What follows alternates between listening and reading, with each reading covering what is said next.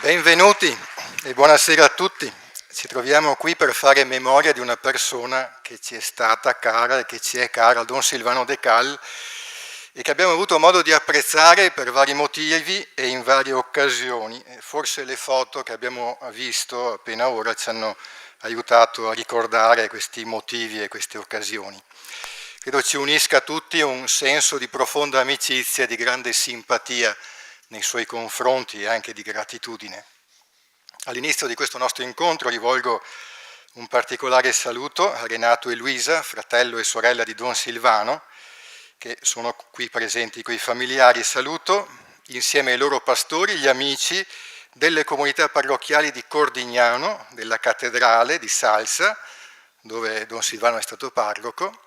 Saluto gli amici di Fregona, la sua parrocchia di origine, gli amici del seminario che ci ospita e che ringrazio sin d'ora, nella persona del rettore Don Luigino Zago. E qui Don Silvano per alcuni anni si è impegnato come padre spirituale. Saluto anche il comune di Cordignano, presente nella persona dell'assessore Carlo Baggio, e il comune di Fregona, presente con il consigliere Barbara Zanette. Quella che ci aspetta è una serata molto ricca, in cui alla lettura di alcuni testi di Don Silvano si alterneranno dei brani musicali eseguiti da Ennio Dario al pianoforte e Silvia Daros al violino. Vi saranno anche dei canti eseguiti dal coro della cattedrale Don Giovanni della Giustina, diretto da Alessandra De Giusti. Anche loro li ringrazio sin da questo momento per essere qui con noi. I tempi urgono, quindi cedo subito la parola al vescovo Pizziolo e immediatamente dopo all'assessore del comune di Vittorio Veneto, il dottor Costa, per un indirizzo di saluto. Invito il vescovo innanzitutto a salire.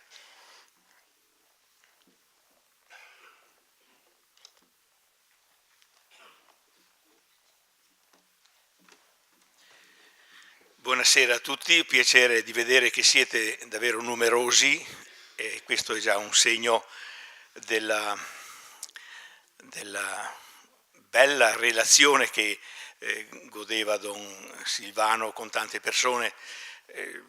Certo è il modo con cui anche ci è stato strappato e la ricchezza delle sue esperienze giustificano questa presenza, ma ecco, io penso che proprio la figura di Don Silvano merita davvero di essere ricordata come quella di un uomo affidabile, di un prete affidabile, di un prete che, per così dire, a tutto tondo, nonostante i suoi molteplici interessi, lo si identificava proprio come un prete a cui davvero un ministero a cui è dedicato tutta la sua vita. Io ringrazio il Signore per averlo conosciuto e ho piacere che questa sera venga ricordato proprio come un testimone che ci aiuta e ci sostiene anche nel nostro cammino, nel nostro pellegrinaggio della fede. Assessore.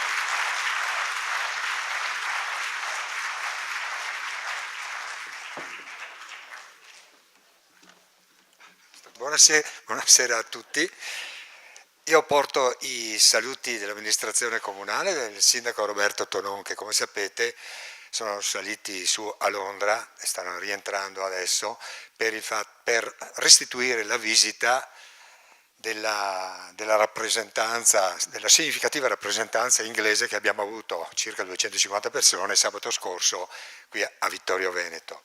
Quindi sono fortunato perché sostituisco il sindaco. E così anche ho l'opportunità solamente di dire una cosa, e sono felice, sono fiero anche di aver conosciuto Don Silvano, che in quanto persona affidabile e della quale io ho saputo apprezzare nei vari momenti in cui ci si incontrava per strada, oppure anche nei discorsi alla domenica, alle omelie, il suo costante riferimento Vangelo e vita concreta. Cioè c'era in pratica una continua osmosi tra quello che era l'insegnamento che lui riusciva a calare nella realtà quotidiana, parlando di persone fragili, parlando di comunità, parlando di famiglia e quant'altro. Ecco, questo è diciamo, il ricordo e il sentimento che mi sono rimasti dentro. Grazie, buonasera.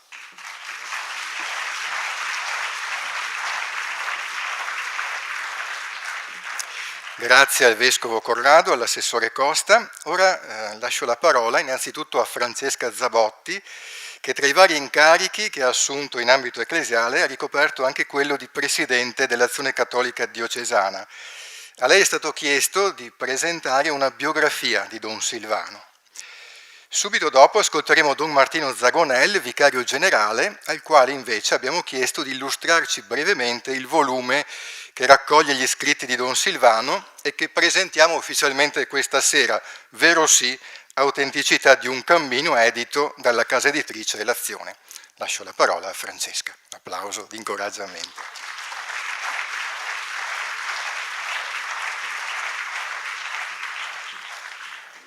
Buonasera e grazie per l'incoraggiamento. È con emozione e trepidazione che mi appresto a vivere con voi questa serata.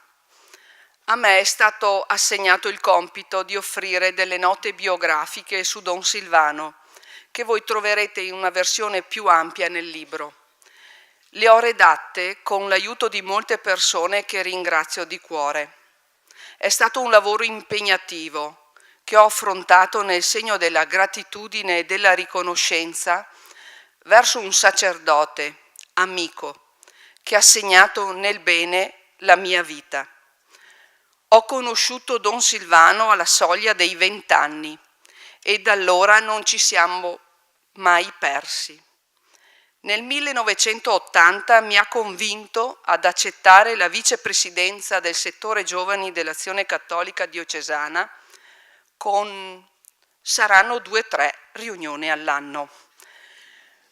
Con lui ho vissuto a partire dall'estate 1980 molti mesi nelle case dei campi scuola a Nebbiù, Caverson di Falcade Alto, Sappada, Cei, Auronzo.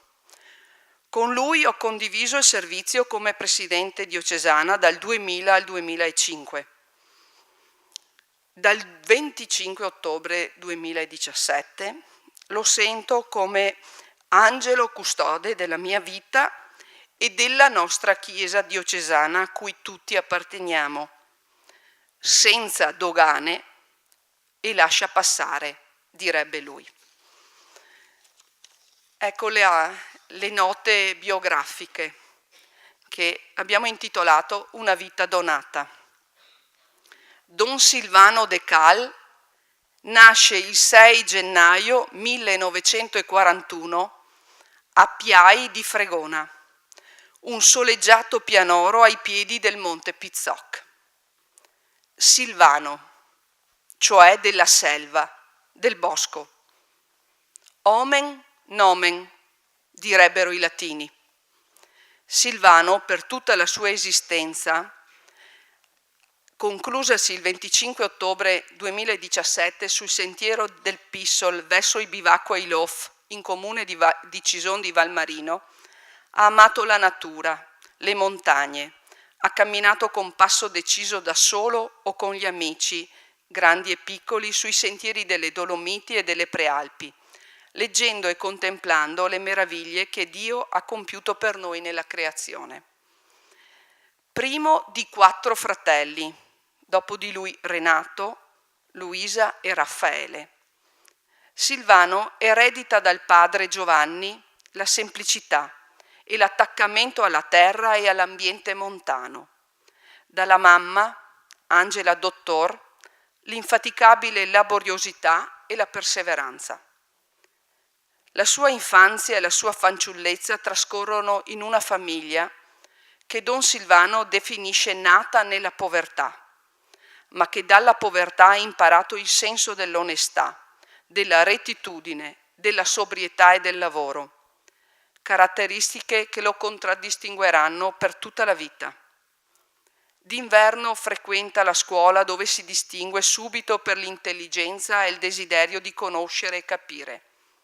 D'estate aiuta la mamma e il fratello nella coltivazione dei campi, nei lavori agricoli e porta al pascolo e accudisce la mucca di proprietà della famiglia.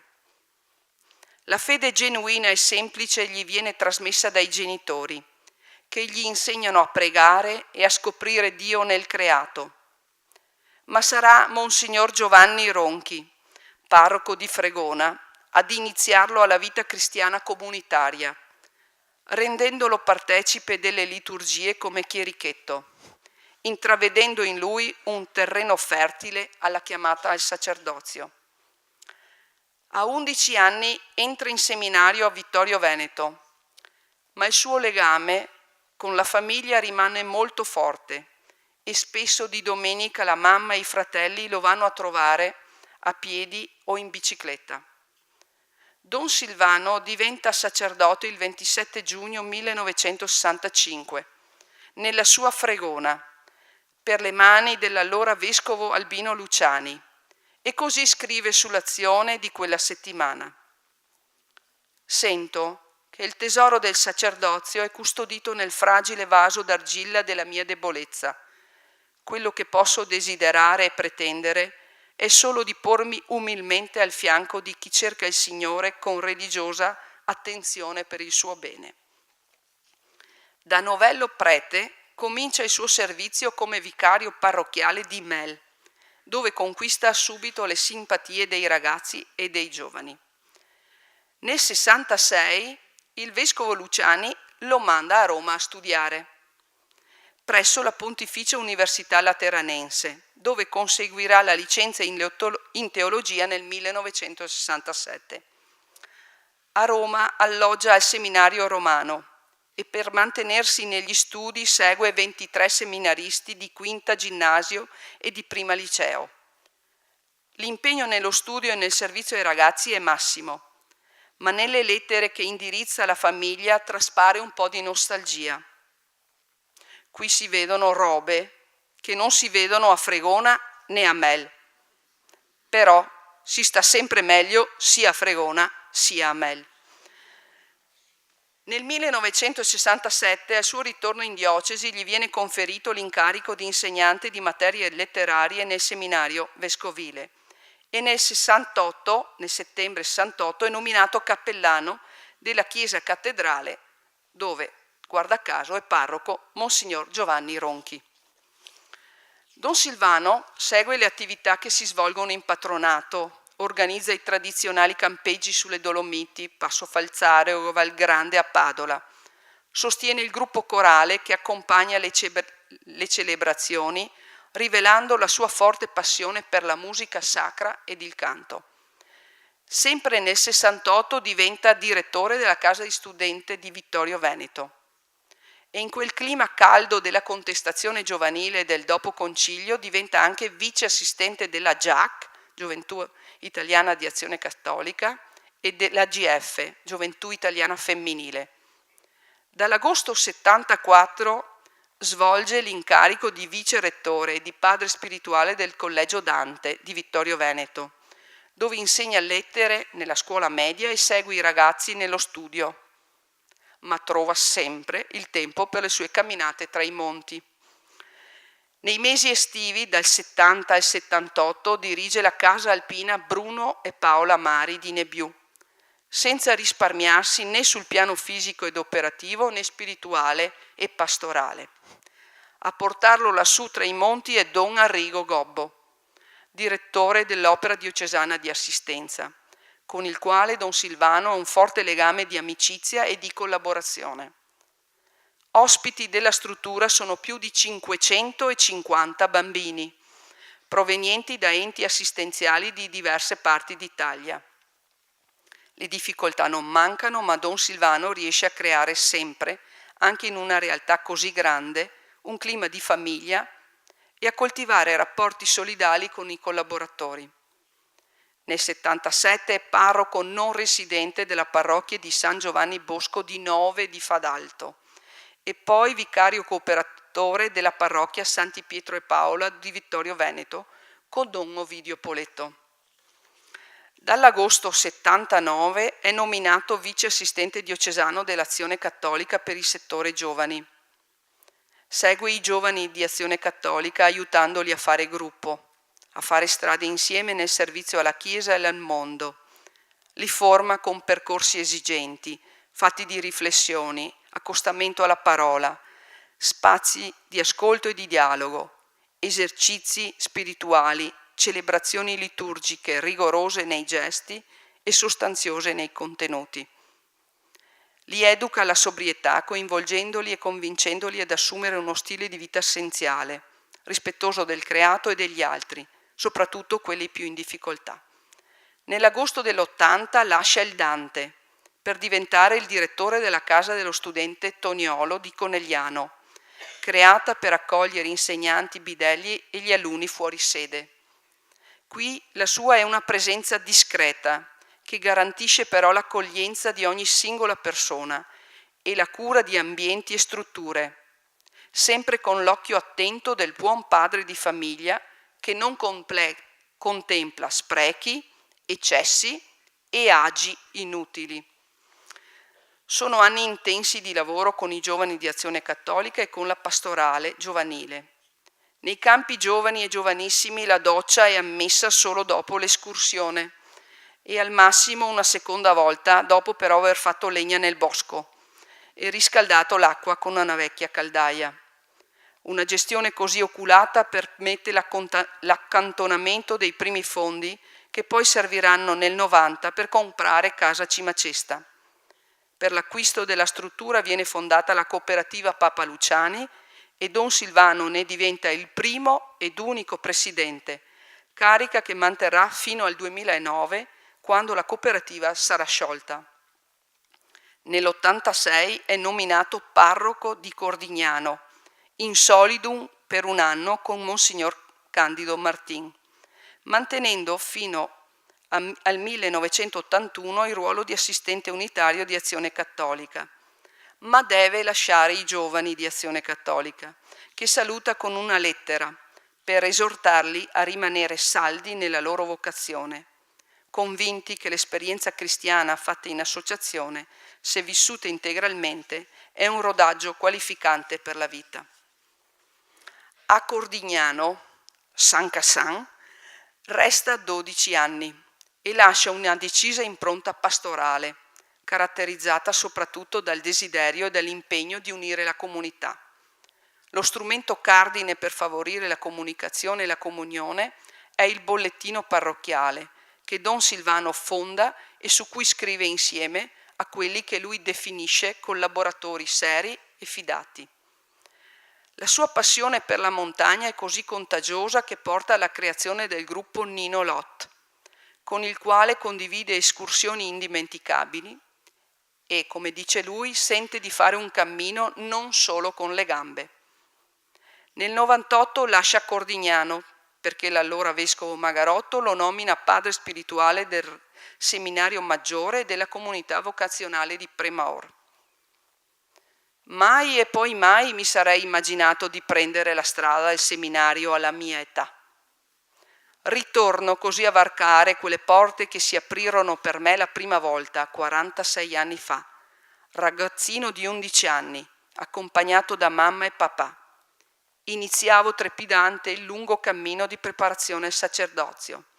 Ora ritorno con un'altra trepidazione, quella di condividere la responsabilità della formazione dei preti e per questo nostro tempo complicato.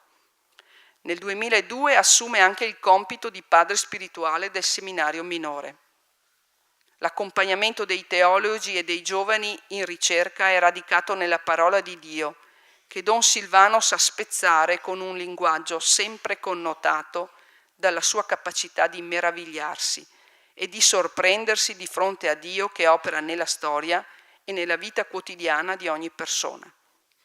Nel frattempo rientra in Azione Cattolica come assistente FUCI e svolge solo per un anno, dal 99 al 2000, il servizio di amministratore parrocchiale di Revine, lasciando però anche qui il suo segno. Da maggio 2000 a settembre 2006, dopo la prematura scomparsa di Don Mario Battistella, torna ad essere l'assistente unitario dell'Azione Cattolica. Sono anni intensi durante i quali non risparmia passioni ed energie, dedicandosi al completamento della ristrutturazione della casa ed in particolare nel progettare la nuova cappella dedicata agli angeli custodi. A settembre 2006 riceve la nomina a parroco della cattedrale di Vittorio Veneto e nella sua prima intervista confida: cercherò di essere prete con estrema sincerità e rispetto verso tutti, perché nell'amore di Dio rivelato in Gesù ognuno possa trovare la sua strada, la sua speranza, il senso della sua vita. Dall'ottobre 2010 accoglie ancora, con un sì obbediente e generoso, la nomina a parroco di Salsa ed entra subito nel cuore dei nuovi parrocchiani per quel suo modo schietto e genuino di trattare con la gente e di calare la parola di Dio nella vita di tutti i giorni. E a Salsa celebra la sua ultima messa, martedì 24 ottobre.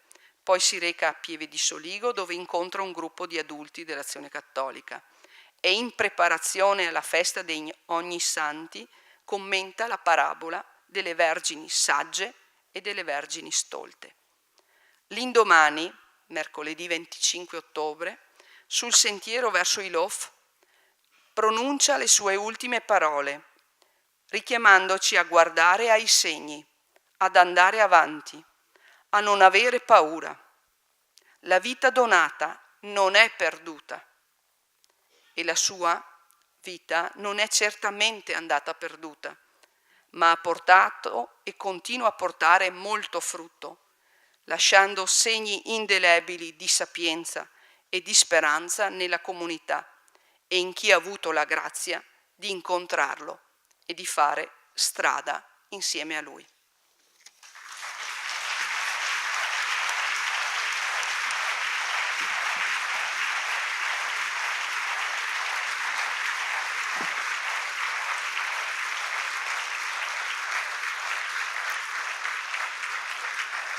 Lascio ora la parola a Don Martino Zagonel, vicario generale.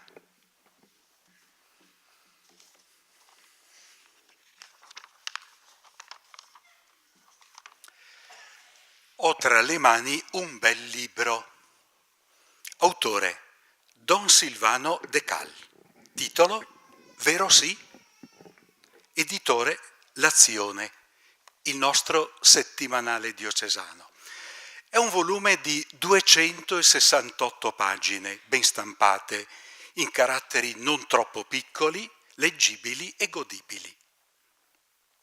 Il blocco centrale, composto da 15 pagine, contiene numerose e simpaticissime foto, in bianco e nero e a colori. Coprono tutto l'arco della vita di Don Silvano.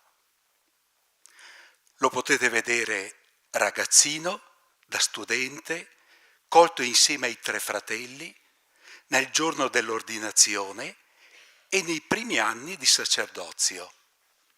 Prevale su tutti il tema la montagna, nelle sue varie sfumature, il cammino, le vette, i campi scuola, ma anche la pausa di un ristoro davanti, abbiamo visto, ad una immensa bollente polenta.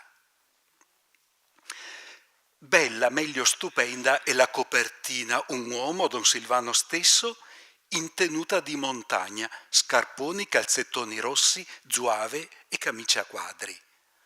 Un consistente zaino rosso in spalla, lui leggermente seduto, quasi solo appoggiato sulla roccia, con uno sguardo di chi ha faticato e ancor fatica, ma non è per nulla intenzionato a mollare, anzi ti dice: cammina con me. Don Silvano guida nel cammino della vita, guida autentica appunto, di cui il sottotitolo del libro, Autenticità di un cammino.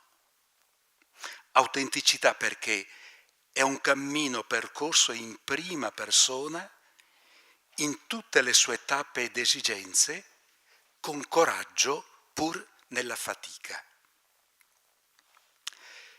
Questo libro dal titolo Vero sì, espressione frequente nell'intercalare di Don Silvano in realtà è un atto d'amore, un amore che racchiude riconoscenza, stima, memoria grata, desiderio di far conoscere.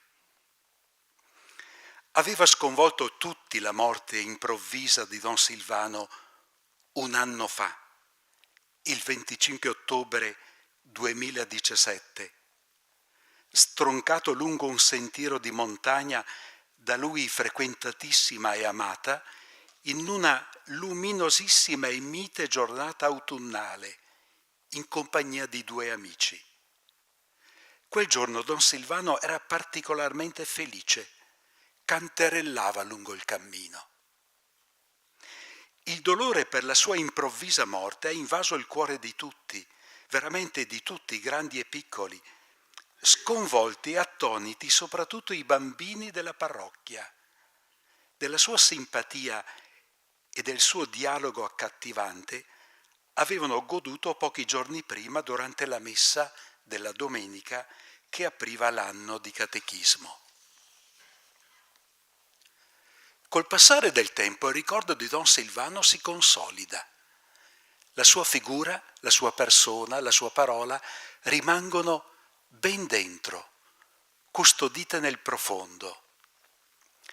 Viene naturale ad un gruppo di persone chiedersi come ricordare Don Silvano, come restituire la sua figura e la sua parola a chi l'ha conosciuto.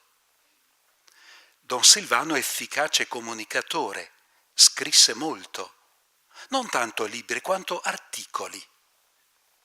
Molti ne aveva pubblicati Il Nostro Impegno, giornalino di collegamento dell'Azione Cattolica Diocesana, altri È Tempo di, bollettino parrocchiale di Cordignano, molti altri ancora La Voce della Cattedrale. Anche il settimanale L'Azione ha ospitato lunghi vari anni la penna fluente ed efficace di Don Silvano. Allora l'unica cosa da fare è riprendere in mano tutto questo materiale, leggerlo attentamente, farne un'accurata selezione, così per cominciare a diffondere la ricchezza del suo pensiero e invogliare le persone a ritornare sui suoi preziosi scritti. Un gruppo di persone, i loro nomi li trovate a pagina 265 del libro, si è messo quindi al lavoro, dandosi come obiettivo la pubblicazione di un libro in occasione del primo anniversario della morte. E così è stato. Si è lavorato sodo con l'unico imbarazzo della scelta tra tanto materiale emerso, pagine tutte brillanti, acute, efficaci, accattivanti. Il gruppo ha voluto raccogliere i testi per blocchi di argomenti esposti nel libro per ordine alfabetico. Li richiamo: anno liturgico, azione cattolica, comunità, dimensioni spirituali, esperienze di vita, Gesù Cristo e Maria sua madre, le prove della vita, sacramenti. Dette così, le parole sono ancora poco indicative. Alcuni sottotitoli forse fanno intuire qualcosa di più. Ne leggo alcuni. Oltre le apparenze, avvento come avventura, Natale come girotondo. Seguire Gesù rende felici? La mia anima canta. L'uomo, via quotidiana della Chiesa. Camminando si ripulisce il sentiero. Poveri ma onesti. La cucina. La fede deve parlare in modo nuovo. Felicità. È possibile? Dove cercarla? Come incontrare Dio? Il vaso di Ciclamini. Umili operai. Appunte per una spiritualità della montagna. Che cosa significa prendere la croce? Viaggi estivi e viaggi interiori. Avere il coraggio di guardare la realtà. Camminare nella valle oscura. La carezza della croce. La croce del pastore. Questa semplice scorsa di titoli segnala una caratteristica del pensiero di Don Silvano che il nostro vescovo ha ben segnalato nell'introduzione del libro. Dice così Monsignor Corrado. Ciò che maggiormente mi ha colpito è la capacità di cogliere nei particolari di un incontro, di una relazione, di un comportamento quotidiano del tutto feriale, un rinvio immediato e trasparente alla presenza di Dio o ad una pagina del Vangelo. Questo ci aiuta a comprendere l'unità bella e profonda che nella sua vita questo nostro fratello sacerdote è riuscito a realizzare tra i fatti quotidiani che davano forma alla sua esperienza e la fede che ne illuminava e unificava il significato. Leggendo il libro ho provato due forti sentimenti. L'impressione che Don Silvano ti conduca per mano e ti inviti a sostare soprattutto lì dove la vita si fa difficile, ti interroga o nasconde una sfida. La vita di famiglia, la crescita di un adolescente, la testimonianza del Vangelo nel mondo d'oggi, l'essere adulti nella fede, crescere come comunità, la croce. Ho avvertito particolarmente significative le pagine dove Don Silvano appunto accenna al tema della croce e della sofferenza. Questa, ad esempio, dove svolge il tema evangelico del prendere la croce, tema delicato. Scrive anzi, conosciamo tutti persone che affrontano ciò che l'esistenza contiene con amore e gratitudine. Allora la vita rivela comunque il volto della sua bellezza e la sua intensità. Persone che vivono con semplicità e serenità, che sanno diffondere intorno a sé fiducia e gioia. Non sempre sono persone che della vita hanno avuto tutto, ma hanno affrontato le prove liberando quella risorsa di amore che a poco hanno costruito dentro di sé.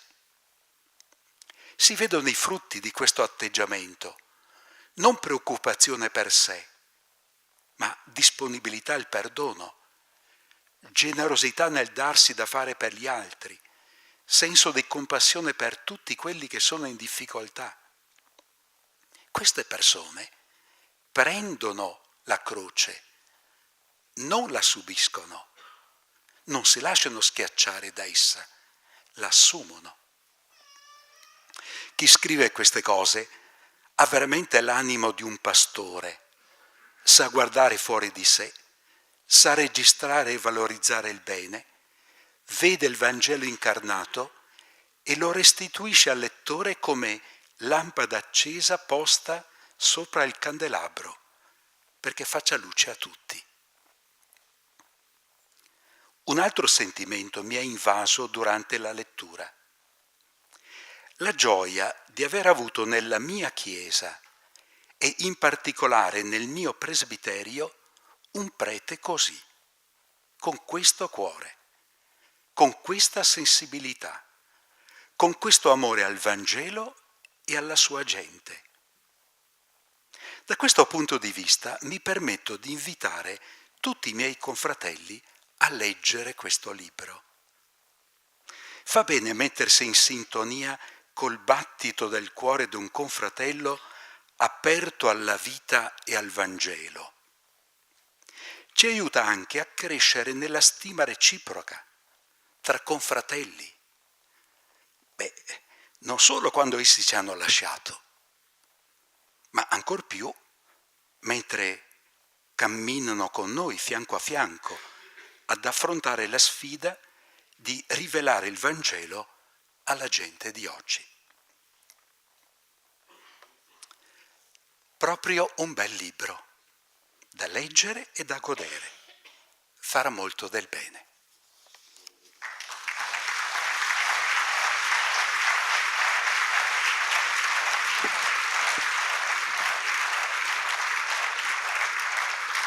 Grazie a Francesca, grazie a Don Martino.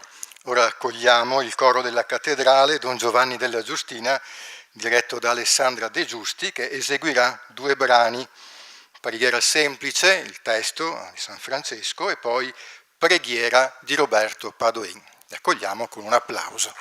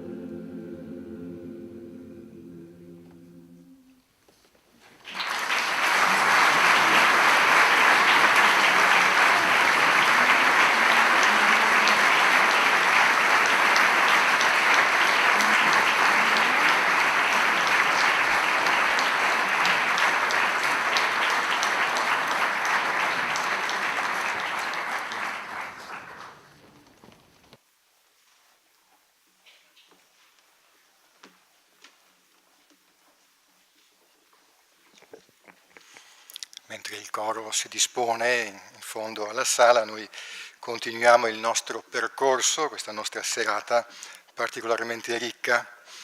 Ascolteremo ora 6 brani tratti dagli scritti di Don Silvano e pubblicati appunto sul libro, sul volume di cui stiamo parlando in modo particolare questa sera. Saranno letti a due, intervallati da alcuni brani musicali eseguiti, come detto, da Ennio Dario al piano e Silvia Daros al violino. Ascoltiamo le letture che saranno proposte e poi anche i brani musicali che ci verranno suggeriti.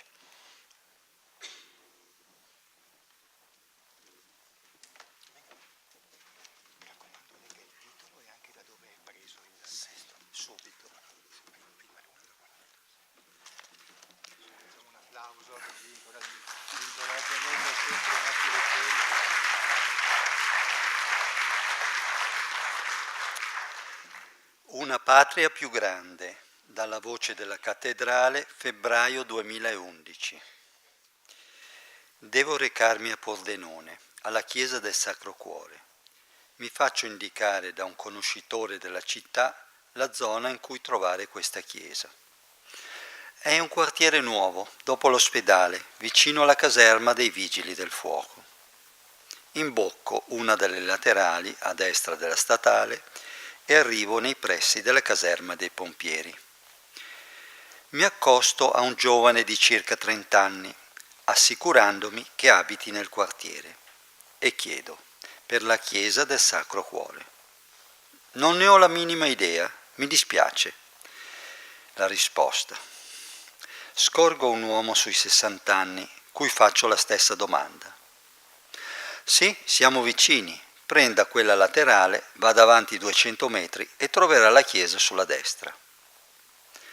Alcuni giorni prima del Natale vado a prendere il giornale e vedo uno degli artisti del presepio a colloquio con un giovane adulto. Mi accosto e chiedo se è tutto a posto nel presepio. Qualche ritocco all'impianto elettrico è tutto ok, la risposta. Intanto l'altro mi guardava fisso. Venni a sapere poi dello scambio di battute fra i due. Chi è quello? Il parroco? Certo, non lo conosci? Sì, ma è molto cambiato. Il parroco Don Bruno è rinnovato. Dopo questi due fatti, non occorrono più dimostrazioni per dire che oggi la vita della Chiesa, della parrocchia, coi suoi ritmi e strutture, per molta gente, specie per le nuove generazioni, è diventata realtà marginale, socialmente insignificante. Devo prendere atto di questo, anche se fa male al cuore. Ho sempre considerato la parrocchia, con i suoi luoghi e i suoi simboli, le sue persone, quasi una patria dello spirito, dove si vivono legami, affetti e ideali che nutrono l'anima e ci fanno sentire di appartenere a qualcuno che ci ama e vuole elevare la vita oltre lo scorrere dei giorni che muoiono. Nella vita della parrocchia, nelle relazioni che crea, nel suo esprimersi celebrativo soprattutto, si può sperimentare l'appartenenza a qualcosa di grande, che ci abbraccia e circonda di premure la vita. Penso alla celebrazione dei battesimi, delle prime comunioni, alle esequie dei defunti. Una grande famiglia ci segue, segna le tappe della vita, rivela la sollecitudine amorosa di Gesù, perché nessuno si senta solo e smarrito, ma nutrito e accompagnato. Io ringrazio il Signore di avermi dato la Chiesa e la parrocchia, che della Chiesa è la dimensione più vicina alle case. Benché anziana, benché piena di macchie e ruga, essa è una mamma che mi assicura il collegamento con le fonti eterne della vita, mi istruisce, mi educa, mi nutre e in nome di Dio mi perdona. È la mia patria spirituale, il respiro profondo dell'anima. L'uomo di oggi è smarrito e disorientato, ma nel cuore gli rimane il desiderio di sperimentare e coltivare rapporti più fraterni e più umani. La parrocchia può rispondere a questo desiderio se, con l'aiuto di tutti, rimane coerente alla sua originaria vocazione: essere nel mondo luogo della comunione dei credenti e insieme segno e strumento della vocazione di tutti alla comunione. Essere la casa aperta a tutti e a servizio di tutti, o, come amava a dire Papa Giovanni XXIII, la fontana del villaggio alla quale tutti ricorrono per la loro sete.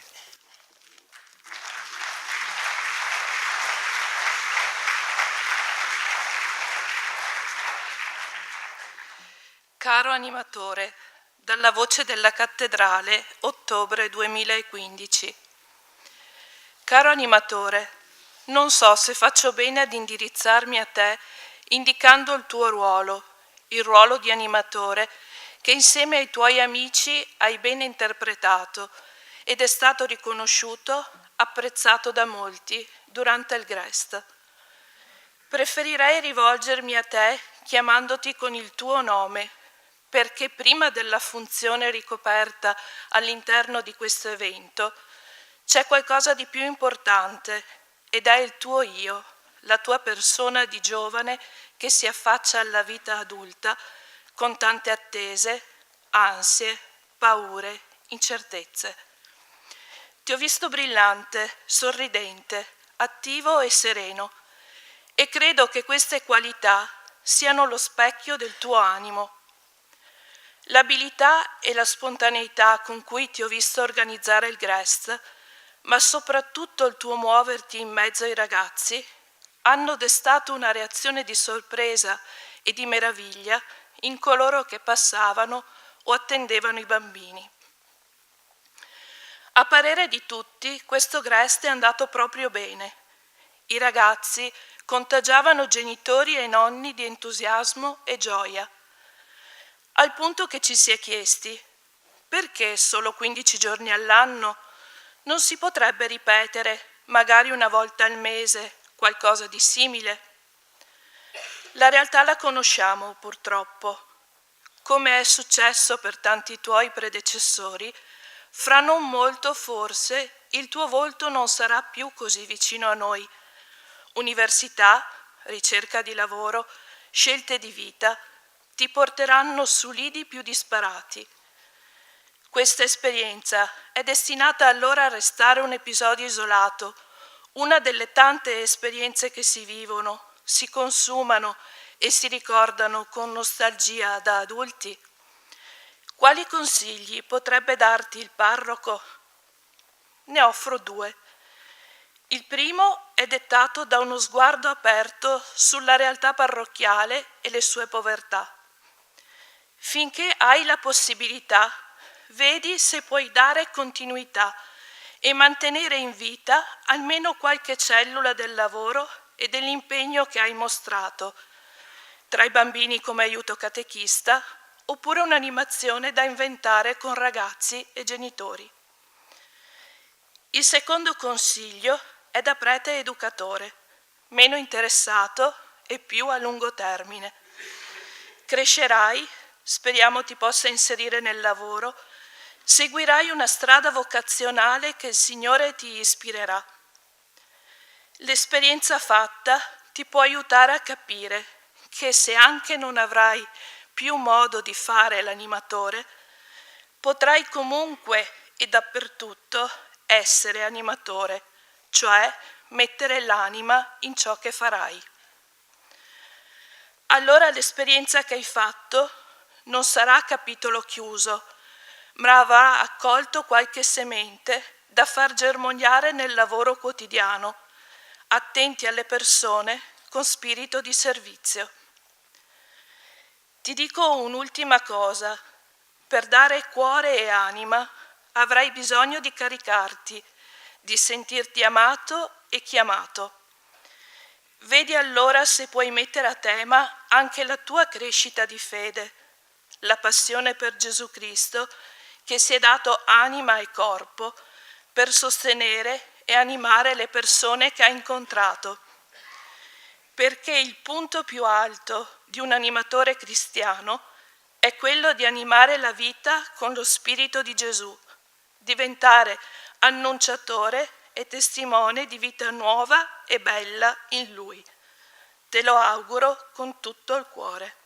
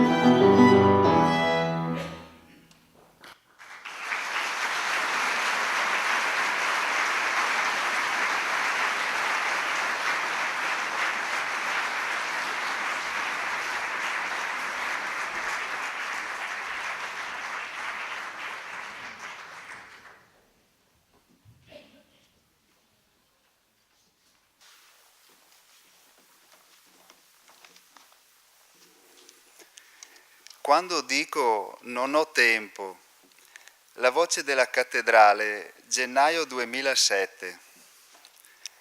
A cavallo tra il vecchio e il nuovo anno si accentuano nelle conversazioni i giudizi intorno al tempo. Il tempo corre e non ritorna, si diventa vecchi senza accorgerci, mi dispiace ma non ho tempo. E siamo spesso presi dal rammarico di non aver sempre usato al meglio il tempo, di averne sciupato molto in cose di poco conto. L'aver tempo dipende dall'orologio o dipende dal cuore? Se mi piace la musica o la lettura, trovo il tempo per coltivarle. Se ho cari degli amici, mi faccio in quattro per curare i rapporti. A volte chi perde una persona cara, un amico, la moglie, il marito, un figlio, si accorge di averla trascurata, di non averle dedicato tempo, di averla data per scontata. Parafrasando un'espressione del Vangelo si può dire: dov'è il tuo tesoro, lì sarà anche il tuo tempo. È di capitale importanza allora educare a saper valutare i veri tesori. Tutto ciò che è vero, nobile, giusto, puro, amabile, onorato, quello che è virtù e merita lode, tutto questo sia oggetto dei vostri pensieri e, diremmo oggi, del vostro tempo. Date le enormi possibilità che il mercato dei desideri offre, dobbiamo vigilare perché ciò che è oro finto può allontanarmi da quello che è autentico tesoro. Questo è particolarmente vero nell'attuale società dell'efficienza, del consumo. Mi si propone di accumulare quante più esperienze possibili, di apparire, anche se so benissimo che non è quello che conta. Il mio non ho tempo rivela allora anche a me stesso da quale scala di valori mi lascio comprare in questo momento. Ognuno di noi infatti diventa ed è la storia che vive, prima ancora degli ideali che coltiva. Sono le scelte quotidiane concrete e il modo in cui passiamo il tempo a dare forma alla nostra personalità. Non ciò che penso, ma ciò che faccio diventa storia, slancio, desiderio, esercizio, passione, memoria celebrata. All'inizio di ogni anno risuona solenne nella liturgia la parola di Paolo. Quando venne la pienezza del tempo, Dio mandò suo figlio. Da quel giorno è Lui l'orario della storia, Lui il senso dei giorni, Lui la misura del tempo. Al ritmo dell'orologio del suo cuore vorremmo sintonizzare il nostro. Sono una creatura a cui è dato il tempo, come un dono per vedere ancora dei miracoli operarsi nella propria vita. Dall'altra parte è vero anche che io non possiedo il tempo, perché potrei morire in questo stesso istante in cui scrivo e tu in questo istante in cui leggi. Una donna mi chiede di pregare per lei, ha pochi mesi di vita e vorrebbe dedicarli a mostrare alle persone care quanto vuol loro bene e a prepararsi all'incontro definitivo con Dio. Ha tempo e non ha tempo e si sente fragile. Per questo chiede la mia vicinanza di preghiera per non consumare il tempo nel farselo sfuggire. Da lei ho capito anch'io qualcosa in più sul tempo.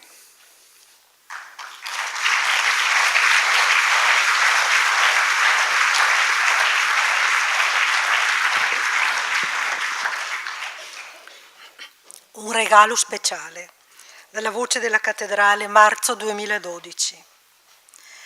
Tra il gruppetto di bimbi con cui si stava facendo un giretto in chiesa, fermandoci a commentare qualche immagine, Federico si è mostrato il più interessato, sveglio, pronto e intraprendente a dare risposte o tentare interpretazioni. Arrivati alla cappella del Santissimo, di fronte al maestoso crocifisso ligneo illuminato, scese un gran silenzio, ispirato dal volto sofferente, ma mite e sereno di Gesù. Una bambina si incuriosì della scritta posta in cima all'asta verticale della croce e chiese: che cosa vuol dire INRI? Proviamo a scoprirlo insieme come un indovinello, azzardai, senza la minima pretesa di avere la risposta storicamente e teologicamente giusta. Come succede spesso coi bambini, che leggono con gli occhi, ma ancor più con l'intuizione del cuore, ci fu una piccola pausa, ma subito Federico alzò la mano. Io lo so, vuol dire il nostro regalo indimenticabile. Qualche bambino accennò un sorriso, quasi fosse uno scherzo, ma subito tutti si fecero pensosi, senza preoccuparsi se la risposta fosse esatta, affascinati dalla intuizione di Federico, che ha mostrato di aver capito meravigliosamente come nel crocifisso è reso visibile il dono che Gesù fa di se stesso a noi per amore. E questo è il più grande e bel regalo che possiamo sperare. Mentre ero alla ricerca di un pensiero da comunicare come guida nella Quaresima di quest'anno, non ho trovato di meglio che affidare questa limpida e innocente parola. Siamo andati avanti per anni, affascinati dal benessere, ricchi di tanti beni, di cose superflue, ma nello stesso tempo crescevano la superficialità, l'indifferenza, la violenza anche all'interno della famiglia. Attorno cresceva il culto dell'apparenza, l'invidia. Sentivamo avanzare il deserto dei sentimenti, degli affetti, la povertà delle relazioni, al punto che spesso ci capitava di esclamare: non lepi niente, ven tut, ma non sei mai contenti.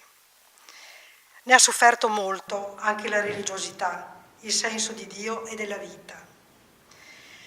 Questo vivere alienati, fuori della realtà, della verità delle cose e dell'uomo, questo vivere al di sopra delle nostre possibilità, in una silenziosa ma stupida ipocrisia autodistruttiva, non poteva durare.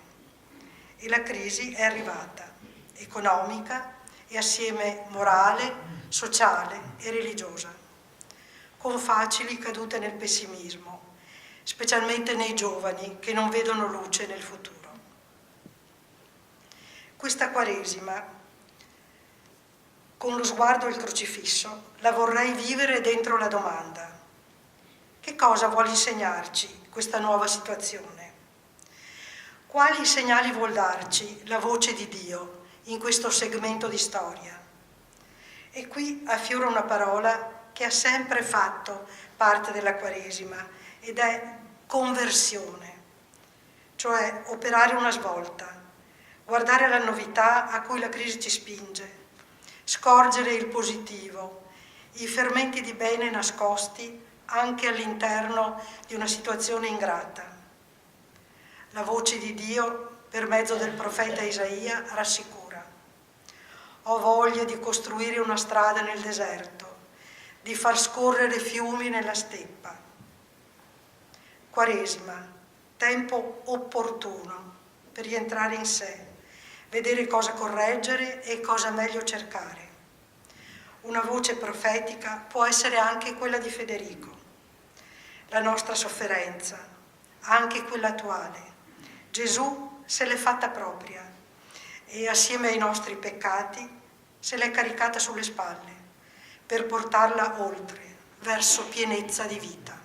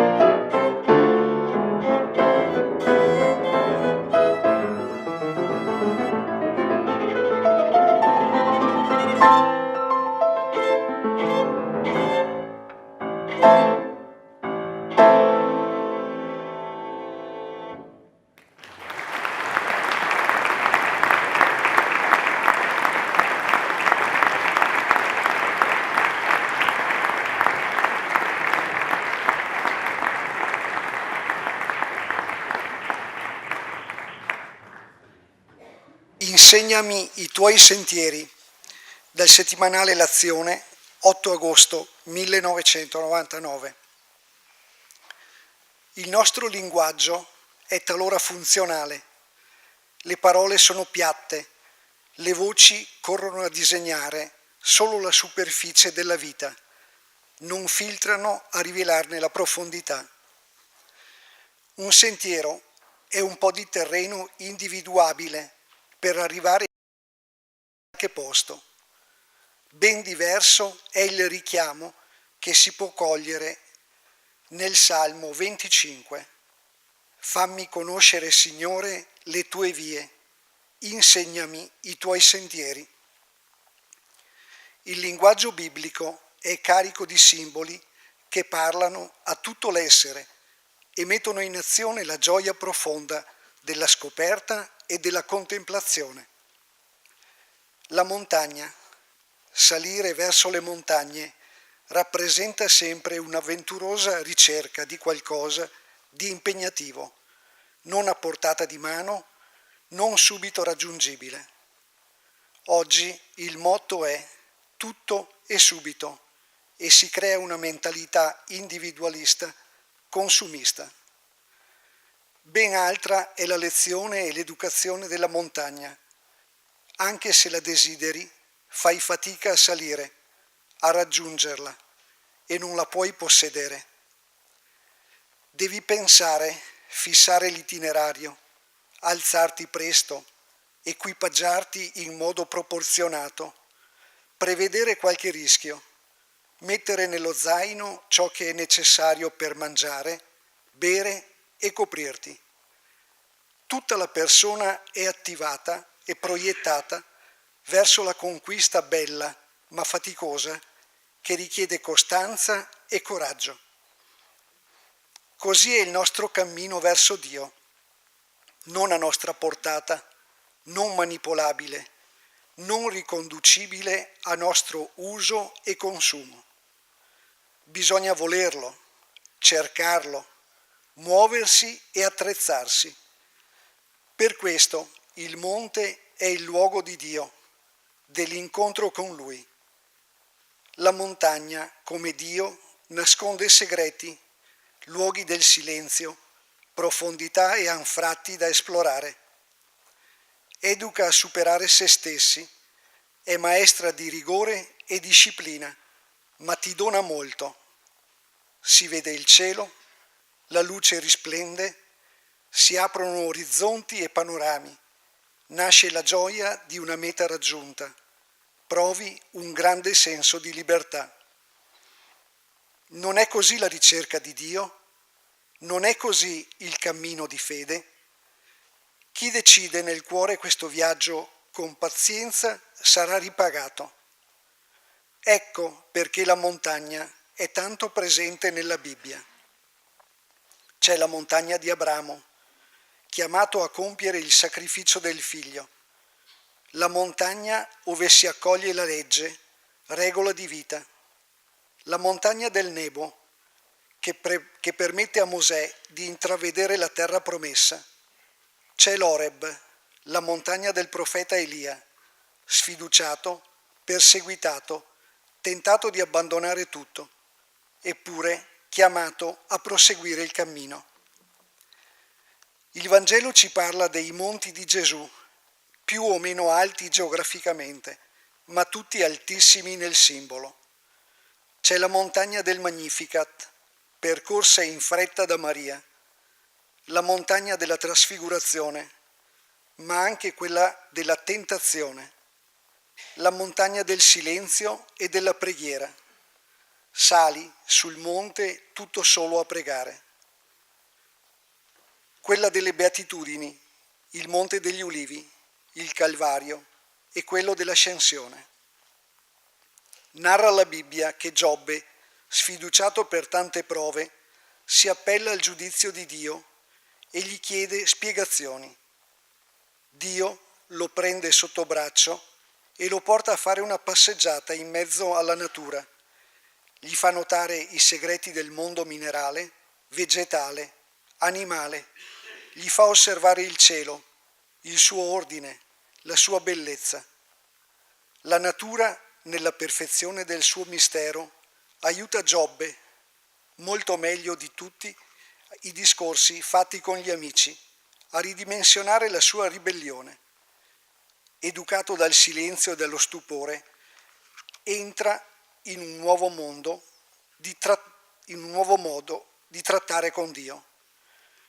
Ti conoscevo per sentito dire, ora mi ricredo e i miei occhi ti vedono.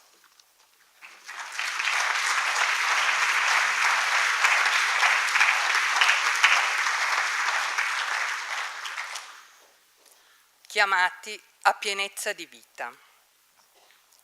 Il rito di presentazione alla comunità dei bambini candidati al battesimo prevede la manifestazione del nome, che nome date, e della richiesta esplicita per Filippo, che cosa chiedete alla Chiesa di Dio?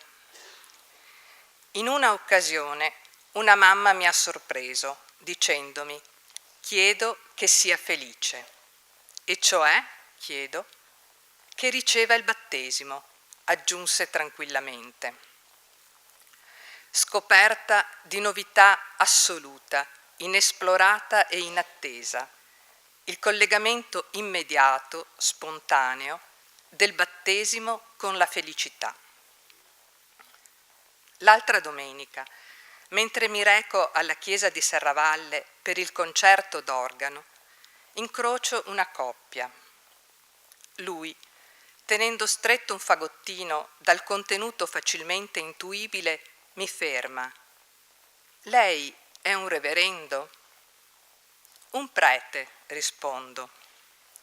Le dispiace dare una benedizione al mio piccolo ermanno? Data la benedizione, il papà aggiunge: che gli dia gioia e felicità per tutta la vita. La reazione di questi genitori mi sembra significativa. L'intuizione che il riferimento a Dio, battesimo, benedizione, è come fare il pieno di bene desiderabile per chi amiamo. In chiesa, la musica d'organo mi aiutava a rimuginare questi episodi, sorpreso e contento che quei genitori abbiano intuito la sostanza bella e positiva racchiusa e nascosta dentro i riti sacramentali, e cioè la pienezza della vita. Sostanza legata ai desideri più alti, felicità, che noi ecclesiastici teniamo forse infagottata dentro linguaggi troppo teologici e formali, che rendono difficile un immediato riferimento alla bellezza della vita. Eppure, percorrendo nei Vangeli gli incontri di Gesù con le persone, ci si accorge come nelle guarigioni si sprigiona una energia di felicità che fa lodare e benedire Dio, il che vuol dire gustare il senso profondo del vivere. Quando pensiamo Dio o parliamo di Lui, facilmente lo immaginiamo come l'oltre la nostra esperienza e non come la profondità della vita e dei suoi desideri, il tesoro, la ricchezza che ci portiamo dentro. Tutto il Vangelo, gioia di lieto annuncio, e tutto l'operato di Gesù tra la gente sono segni che Dio chiama a vivere una vita piena. Per rappresentare questa pienezza si usa spesso l'immagine di un invito al banchetto nuziale, un banchetto all'insegna dell'abbondanza, dell'amicizia con tutti, nessuno escluso, uno stare insieme gratuitamente, senza tempo e senza pensieri. Certo, si può obiettare che la vita non è una festa, che il tempo dell'affanno è ben più ampio di quello della contentezza. Questo perché, in genere, pensiamo che la gioia della vita dipenda da ciò che sta fuori di noi, o non abbiamo ancora imparato a fidarci di Dio. Quel che è certo è che se Dio invita a entrare alla festa di nozze di suo figlio, non lo fa per castigarci o rattristarci. Siamo invitati a vivere con il passo della festa e della gioia di chi si sente scelto e chiamato.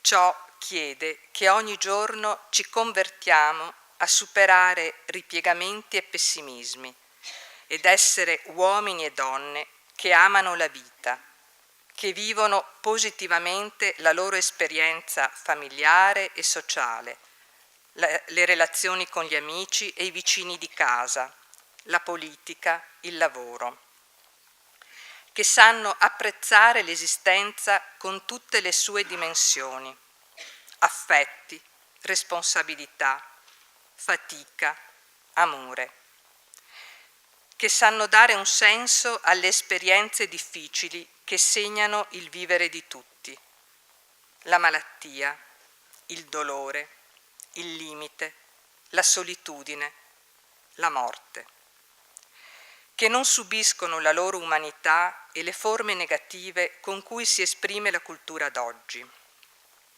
E questo non per ingenuità o leggerezza, ma perché credono che la vita è nelle mani di un Dio che è Padre e che, se provvede ai gigli del campo e agli uccelli del cielo, a maggior ragione si prende cura dei suoi figli. La voce della cattedrale, novembre 2017, l'ultimo suo scritto pubblicato postumo.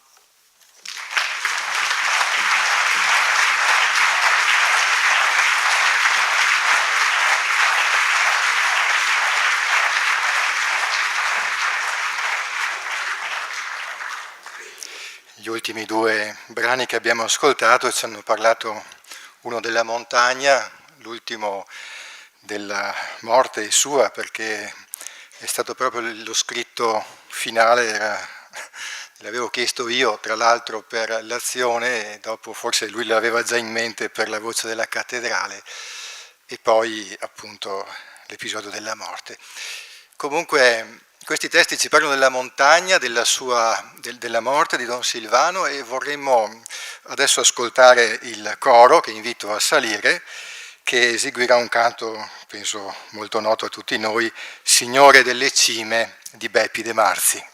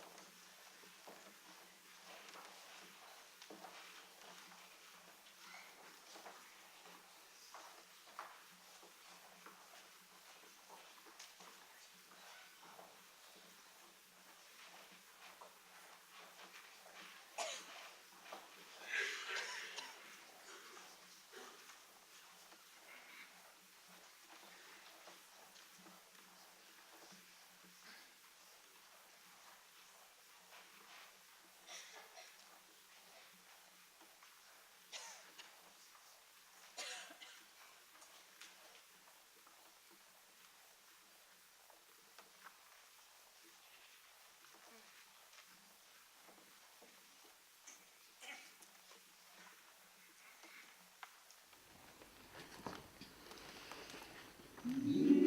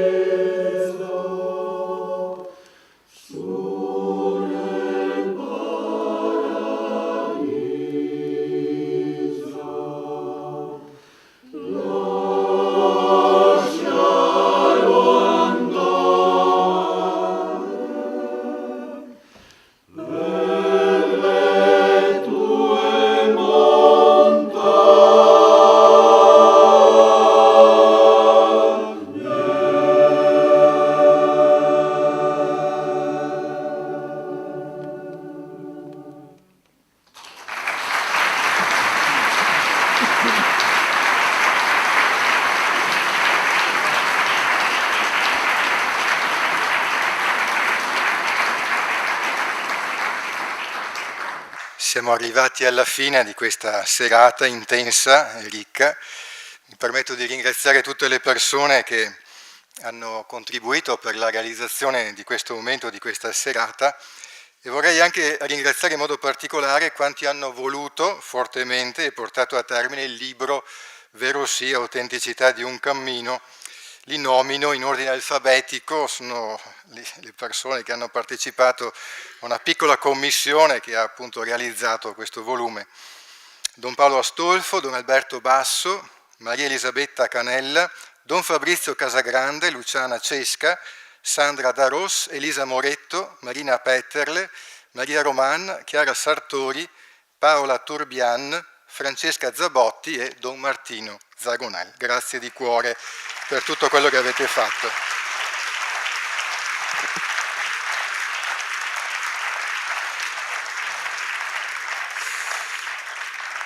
All'uscita chi desidera potrà ancora acquistare il libro. Il ricavato andrà a sostenere le iniziative formative dei giovani del nostro seminario diocesano. E con questo saluto e auguro a tutti ancora una buona serata. E ascoltiamo l'ultimo canto che è l'intero universo di Franz Haydn.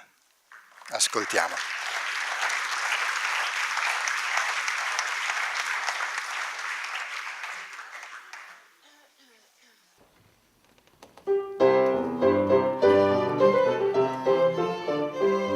L'intero universo da gloria, Signore, e l'uomo redento proclama il suo amor.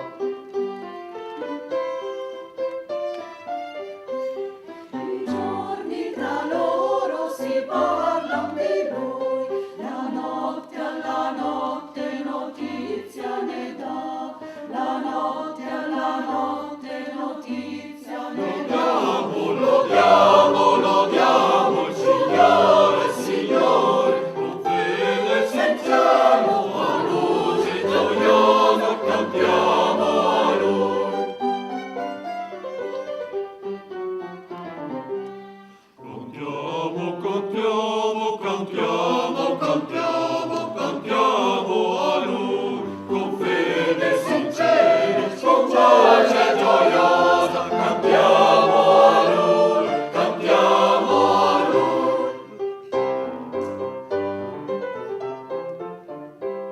L'intero universo dà gloria al Signore e l'uomo redento proclama il suo amore.